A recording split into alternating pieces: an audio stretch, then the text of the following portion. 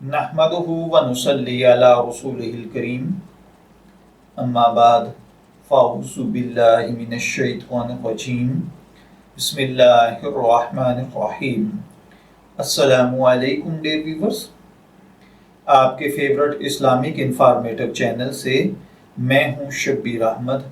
हमारा आज का टॉपिक है, क्या वालिद अपने बेटे के महर का ज़ामिन बन सकता है या नहीं, और अगर वो ज़ामिन बन जाए तो क्या हक महर अदा करना बाप की जिम्मेदारी होगा। ये एक सवाल है जो कि आसिफ साहिब ने पूछा है।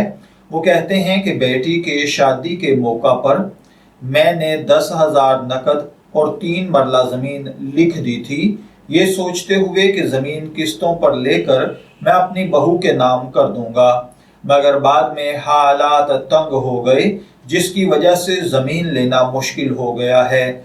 लड़के का वालिद होने की हैसियत में मेरी क्या जिम्मेदारी है।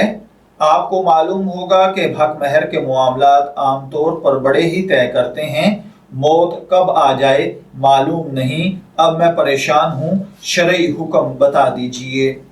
तो देखिए भाइयों और बहनों, याद रखिए, जब कोई वालिद अपने बेटे की तरफ से हक महर का ज़ामिन होता है तो शरन उसकी अदायगी वालिद के ज़िम्मा लाजिम हो जाती है।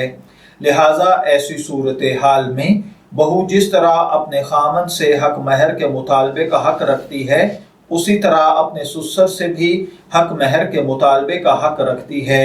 लिहाजा इस सूरत हाल में अगर कोई अपनी बहू के हक महर की जिम्मेदारी उठा चुका है तो ऐसी सिचुएशन में अपनी बहू के लिए मुकर्रर करदा हक महर की अदायगी का जामिन होने की वजह से, जामिन होने की सूरत में अब उस पर लाजिम हो चुका है कि वो इसका हक महर अदा करे।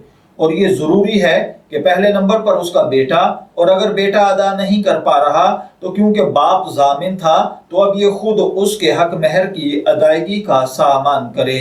लेकिन अगर हालात की वजह से वाक़ियतन ये भाई अगर अपनी बीवी, अपनी बहू का या इसका शोहर अपनी बीवी का हक महर अदा करने की इस्तात नहीं रखता और बीवी या बहू भी इन हालात से वाकिफ है और इनकी मजबूरियों को जानती है, तो फिर वो अल्लाह की रजा के लिए मुआफ भी कर सकती है, लेकिन ज़बरदस्ती उससे मुआफ करवाना ये जायज़ नहीं है।